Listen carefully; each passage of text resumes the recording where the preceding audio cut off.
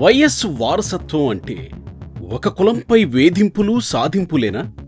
20 ఏళ్ల యుద్ధానికి తెరపడింది.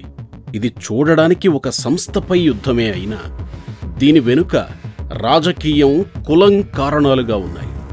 రాష్ట్రంలో ప్రజల్ని ప్రభావితం చేయగలిగే ఒక వ్యక్తి, ఒక పత్రికపై పరోక్షంగా, ప్రత్యక్షంగా జరిగిన దాడి. రాష్ట్రంలో విపరీతమైన ప్రజాభిమానం, విశ్వాసం ఉన్న పత్రిక, దానిని నిర్వహిస్తున్న యజమాని రామోజీరావు మీద జరిగిన కక్ష సాధింపు చర్య. సామాన్య మధ్యతరగతి ప్రజల విశ్వాసం చూరగొన్న మార్గదర్శి ఫైనాన్షియర్స్ పై దివంగత ముఖ్యమంత్రి వైఎస్ రాజశేఖర్ రెడ్డి తన హయాంలో ఫిర్యాదులు చేయించి ప్రభుత్వం చేత కేసులు వేయించారు. దేశంలో ఎన్నో ఫైనాన్స్ కంపెనీలు డొల్ల కంపెనీలో నడుస్తుంటే ఈ సంస్థపైనే కేసు వేయడానికి కారణం రాజకీయమే.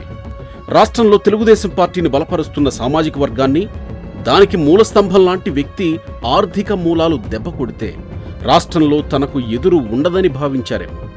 2006లోనే మాజీ ఎంపీ ఉండవల్లి అరుణ్ కుమార్ చేత రిజర్వ్ బ్యాంకుకు, అప్పటి కేంద్ర ఆర్థిక మంత్రి చిదంబరంకు ఫిర్యాదు చేయించారు.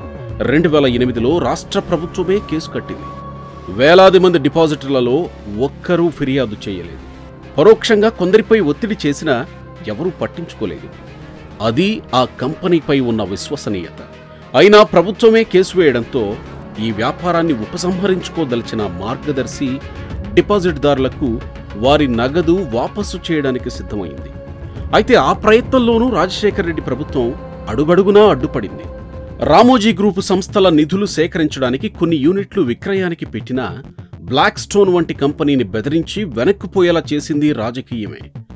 నిమేష్ కంపెనీని కూడా అలాగే కేసులు పెట్టి బెదిరించే పరిస్థితి రావడంతో ఆయన అమెరికా వెళ్లి అక్కడి నుంచి రిలయన్స్ ద్వారా రామోజీ గ్రూప్ సంస్థలకు నిధులు సమకూర్చారు.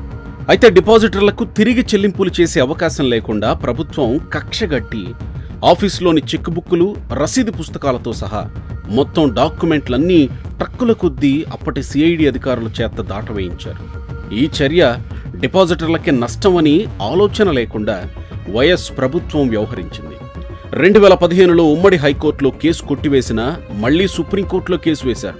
అయితే సుప్రీంకోర్టు ఈ కేసును తెలంగాణ హైకోర్టులోనే తేల్చుకోవాలని చెప్పింది. తాజాగా ఈ కేసును కొట్టివేశారు. అప్పట్లో ఈ వ్యవహారంపై అసెంబ్లీలోనూ చర్చ జరిగింది. ఎక్కడైనా డిపాజిటర్లు కంపెనీకి వ్యతిరేకంగా ఉద్యమిస్తారు, కానీ మార్గదర్శి విషయంలో డిపాజిటర్లు కంపెనీ కోసం అనుకూలంగా ఉద్యమించారు.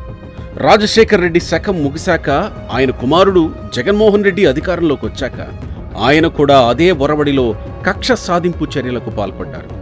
రాష్ట్రంలో చట్టబద్ధత లేని చిట్ ఫండ్ కంపెనీల జోలికి పోకుండా ఆయన మార్గదర్శి చిట్ ఫండ్స్ పై కేసులు పెట్టించి ఏడాది పాటు ఆంధ్రప్రదేశ్లో ఆ కంపెనీ వ్యాపారాన్ని స్తంభింపజేశారు. రిజిస్ట్రార్లను ఆఫీసులపైకి తనిఖీలకు పంపి వారి చేత కేసులు పెట్టించి సిఐడి ద్వారా దర్యాప్తు పేరుతో వేధింపులకు పాల్పడ్డారు. 3 మార్గదర్శి మేనేజర్లను, ఒక ఆడిటర్ను అరెస్టు చేసి హడావుడి చేశారు. చివరకు హైదరాబాద్లో వృద్ధాప్యంతో మంచం మీద ఉన్న రామోజీరావుని అరెస్టు చేయడానికి ఆయన ఇంటి చుట్టూ పోలీసుల్ని మోహరించారు. అయితే సకాలంలో తెలంగాణ ప్రభుత్వం స్పందించి అండగా నిలిచింది. ఒక్కరోజైనా ఆయన్ను జైల్లో పెట్టాలన్న జగన్ సంకల్పానికి బ్రేక్ పడింది. అవినీతి కేసులో జైలుకెళ్లిన జగన్ ప్రత్యర్థుల్ని జైల్లో పెడితేగాని తన ప్రతిష్టకు కలిగిన భంగం తొలగుతుందనుకున్నారో ఏమో, మొత్తానికి ఆయన దుందుడుకు చర్యలకు వెంటనే వచ్చిన ఎన్నికల్లో ఓటమే ఆయన్ని కట్టడి చేసింది.